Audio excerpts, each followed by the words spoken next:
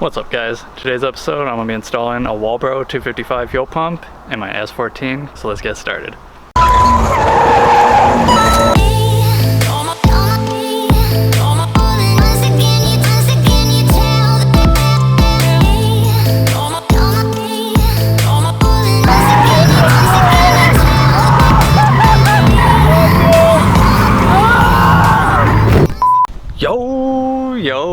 Yo!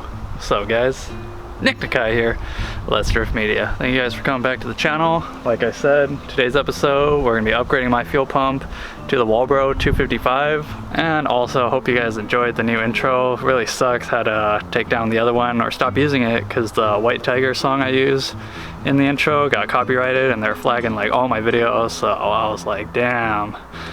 So yeah, I had to redo it. So since I'm going to be turboing the KA pretty soon, like I said, I'm getting pieces together slowly. So starting with the fuel system, gonna install this Walbro fuel pump, and I also have some Nismo 550 injectors that I have ready. So yeah, let's get started with the first step, removing the fuel pump. So as you can see back here, maybe you might have carpet in your car or something, mine has nothing. First we're going to take off these 410s, pop this plate off. Alright, so after that, it should look a little something like this. Go ahead and unplug these two connectors so you can get this thing out of the way.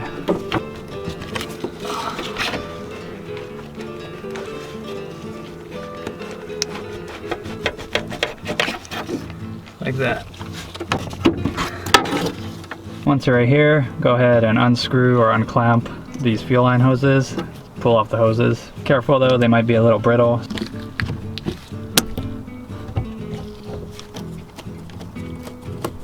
Once you get all the hoses off, you're gonna have to unscrew this black lid. I got kind of lucky, this one was able to undo by hand. Sometimes they're on there really tight and you're supposed to use a special tool, but if you don't have a special tool, you can just get like a flathead screwdriver, kind of gently hammer it around to loosen it. Just be careful not to go too hard because you could crack that lid.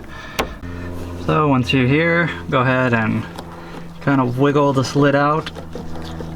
There's an O-ring in between that seals it.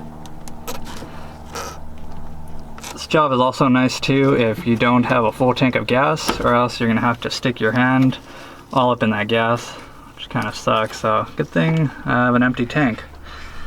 So then let's just disconnect this lid along with that fuel line right there. Go to the next step.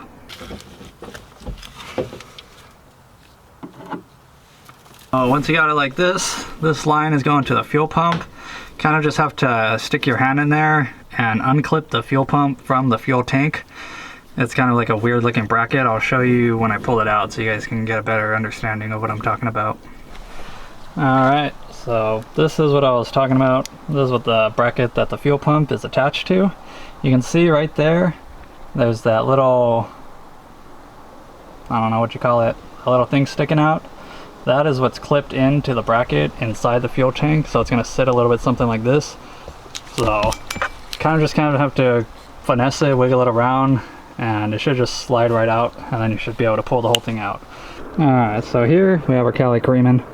Here we have the new fuel pump and the old fuel pump. You guys can see it's a pretty straightforward swap, just kind of popping it out, crimping the connector to the old connector to go back to the fuel lid. Goes in there like that, and then you just put the filter on there and just slide it in like that. Call it a day, shove it back in there. So not too bad. Let's go ahead and get to crimping. So basically what I'm gonna do is transfer this to the new fuel pump, because I heard this one's not that great, and if you're like low on gas it might not pick up fuel that well. So I'm gonna transfer this over to here, crimp the new connector to the old connector, and reinstall it in the bracket. And just a quick side note, real quick, the wire with the greenish or whitish stripe on it is going to be the ground, and the full red wire is going to be power. So full red to full red on the new harness, and wire with the white stripe or green stripe, whatever stripe, is going to go to the black. So we got the finished product right here. Just make sure this little screen pickup is facing, I would say when you install it, it needs to be facing the front of the car, because that's kind of when it goes in the fuel tank's going to sit like that.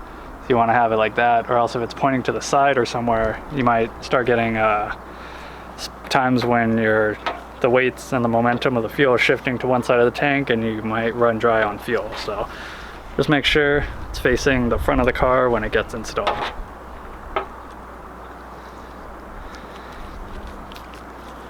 So all we gotta do now is drop it back in, plug in all the lines, and make sure we got power and it's operational.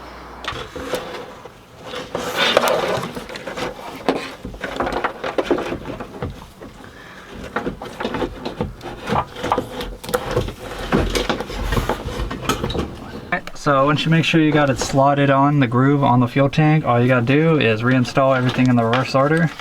And then plug this, as well as the other connector that fell in there, into the lid. And then put the lid on and attach the other fuel hoses. And then put this cover plate on and plug it in.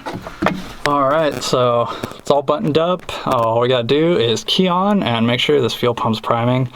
I'm obviously not gonna start the car because I don't even have a an oil pan on this thing, but still, just so you guys can hear it in action, a little bit of the zzz. All right, well, if I did it correctly, should hear the fuel pump priming right now. Let's see.